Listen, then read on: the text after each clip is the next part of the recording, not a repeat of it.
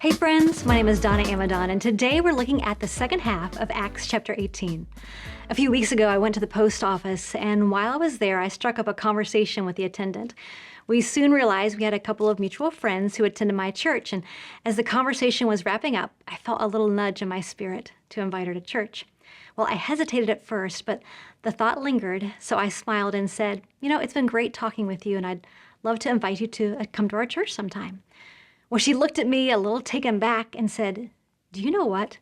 You are the third customer to invite me to attend your church."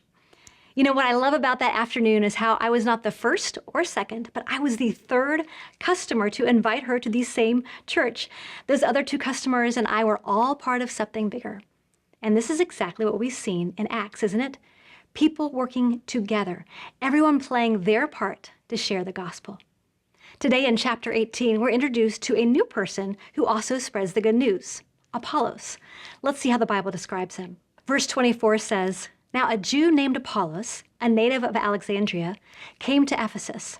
He was an eloquent man, competent in the scriptures. He'd been instructed in the way of the Lord, and being fervent in spirit, he spoke and taught accurately the things concerning Jesus, though he knew only the baptism of John." Now, do you see how impressive Apollos was? Eloquent, competent in the scriptures, fervent in spirit, but even with all these gifts, he only knew of the baptism of John.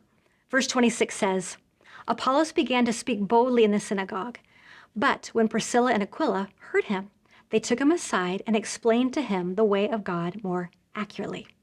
You see, Apollos had gaps in his knowledge, and Priscilla and Aquila did their part by taking him aside and teaching him the way of God more accurately.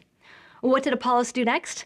With his fuller understanding of the gospel, Apollos didn't do his own thing, but he returned to Achaia to help strengthen the ministry Paul had laid there. And as Apollos goes, even more people become involved in the ministry. Verse 27 says, "And when Apollos wished to cross Achaia, the brothers encouraged him and wrote to the disciples to welcome him." Now, let's not miss this. Everyone was doing their part. Apollos preached. Priscilla and Aquila corrected him.